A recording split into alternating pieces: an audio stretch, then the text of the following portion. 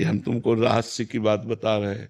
एक बैठ करके मंच पे बहुत शास्त्रों का उपदेश कर रहा हो और उसने कभी भजन में रुचि नहीं की, तो केवल साउंड बोल रहा है, अंदर में कुछ नहीं है, और एक बोल ना पाता हो और खूब राम राम राधा राधा कृष्ण कृष्ण जप किए, उसमें वो सब बात होगी जो शास्त्रों में लिखी है।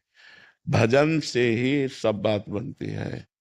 तो हम जानते हैं कि राग करना और द्वेष करना ये दोनों मायाकृत बंधन है।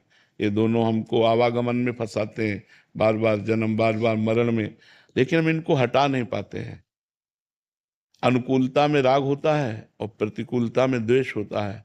तो द्वेष की सत्ता नहीं है, राग से ही द्वेष होता है। यदि राग ना हो तो द्वेष होगा ही नहीं।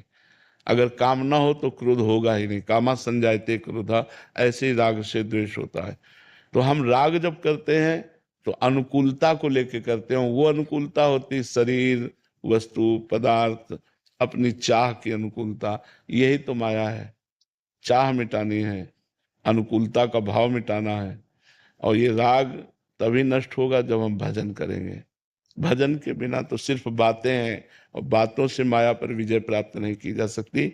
बारी मथे घर तो होए बरु, सिकता ते बरु तेल, बिनु हरि भजन न भवतरी, या सिद्धांत अपेल।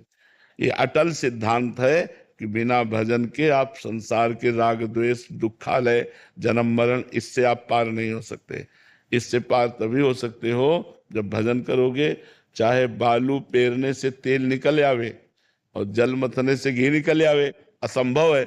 ऐसा असंभव भले संभव हो जाए, पर बिना भजन के तुम इस दुखालय संसार से, इस राग द्वेषात्मक सृष्टि से अपने को नहीं बचा सकते। इसलिए खूब भजन करो। किसका प्रश्न है? जो नाम प्रिय हो वो खूब नाम जप करो। और शास्त्रों का स्वाध्याय ना हो सके तो संतों की वाणी सुनती रहो, और सब में भगवान है ऐसी भावना करो, तो राग द्वेष मिट जाएगा। उमा जे राम चरण रत, विगत काम मद को हो, निज प्रभु में देखें जगत, कैसन करे विरोध। जब सब में हमारा स्वामी विराजमान है तो हम किससे राग करें, किससे द्वेष करें? प्रेम करें। सब में प्रभु विराजमान। पर यह भावना तभी आएगी जब हम खूब डट के भजन करेंगे। अगर भजन के साथ पाप आचरण होते रहे तो अनुभव नहीं होगा। जैसे मटकी में पानी डालो लेकिन एक छेद है, वो सब निकल जाएगा। अगर पापाचरण है तो फिर भजन का रंग नहीं आएगा। काम, क्रोध, लोभ, मोह, मद, मत्सर के छेद हैं जो उस भजन के रस को वहां से हटा देते हैं। और छेद बंद करो और एक एक बूंद पानी डालो घड़े में, तो एक दिन घड़ा भर जाएगा। तो हमारे जो छिद्र हैं, दोष हैं, उनको हमें दूर करना होगा। उनसे हट के हमें भजन करना होगा।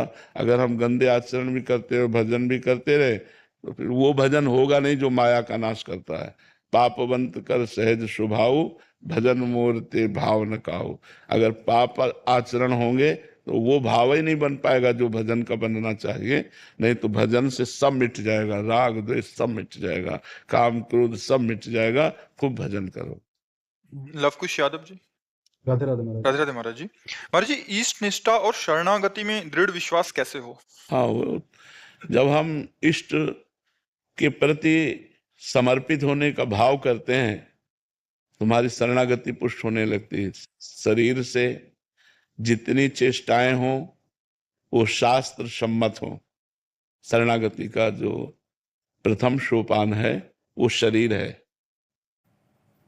शरीर से हमारी जितनी चेष्टाएं हों वो शास्त्र सम्मत। तस्मात् शास्त्रम प्रमाणम ते कार्या अकार्यो व्यवस्थितो। क्या करना